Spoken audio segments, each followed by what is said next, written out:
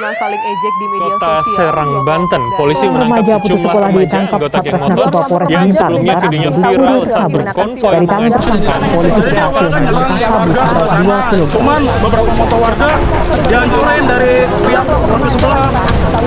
Inilah video.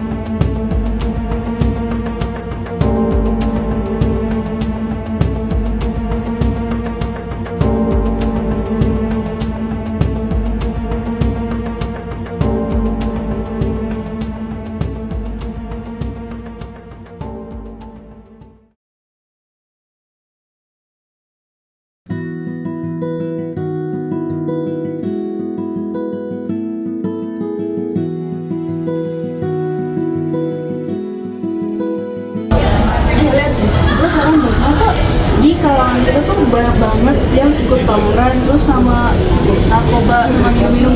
Kenapa makin parah ya? Serem banget gak sih? Iya kan, serem banget. Padahal kan di agama kita juga udah jelas ya.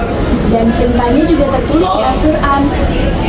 Masih aja ada yang kayak gitu. Yang bikin sedihnya lagi teman kita sekarang ikut terjerumus ke perbuatan itu. Jadi teman-teman, kita harus ubah kata dan ajak dia ketemu supaya dia bisa balik-balik ke dia. Benar banget.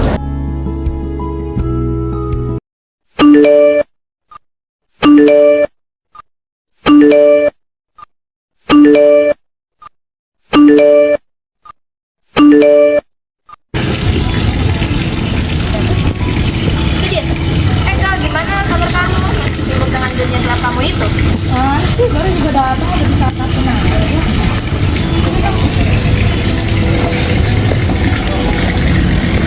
Jadi gini Kak, alasan kita ngajak kamu untuk ketemu karena ada sesuatu hal yang mau kita omongin.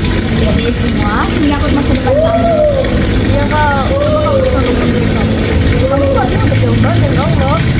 Dan perbuatan yang udah kamu lakukan itu selain memang diharapkan oleh Allah, itu juga bisa berbahaya untuk masa depan kamu, baik di dunia maupun di akhirat nanti. Misalnya perkahwinan yang kamu berlaku, itu selain bisa menyebabkan dosa besar karena melukai orang lain, bisa juga menyebabkan kematian. Kamu sekarang ini lebih-lebih itu salah satu bahayanya, Kak.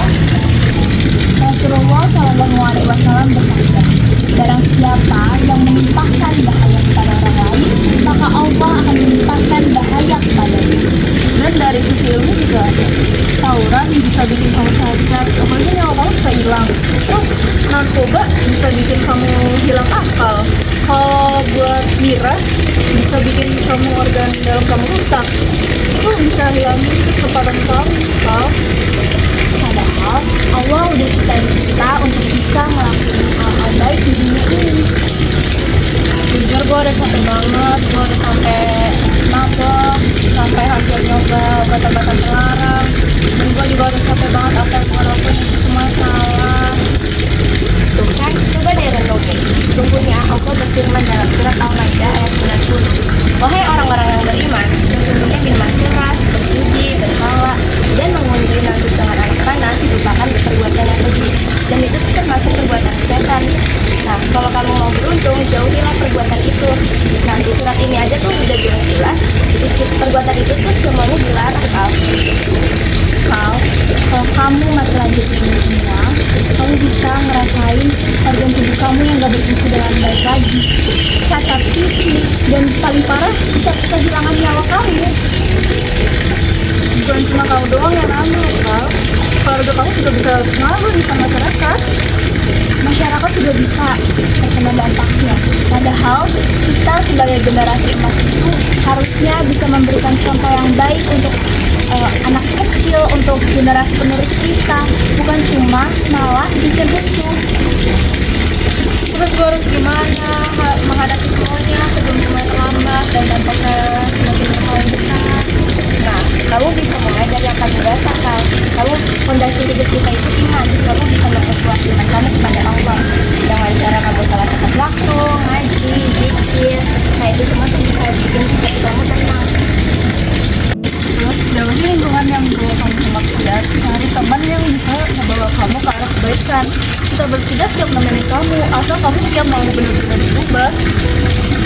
Terus kamu juga bisa ikut kegiatan positif, misalnya aktif ekstrakurikuler, ikut perlombaan, atau bahkan sekedar olahraga. Jangan biarkan setan masuk ke diri kamu lewat waktu luang.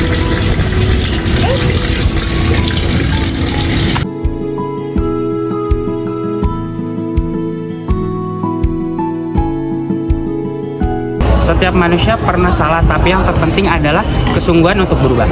Jauhi tawuran, miras, dan narkoba, karena semua itu hanya membawa kerusakan bagi diri, keluarga, dan masyarakat. Generasi emas adalah generasi yang menjaga iman, mengisi hidup dengan kebaikan, dan bermanfaat untuk sesama. Mari wujudkan Indonesia yang lebih mulia dan menjadi generasi emas tanpa maksiat.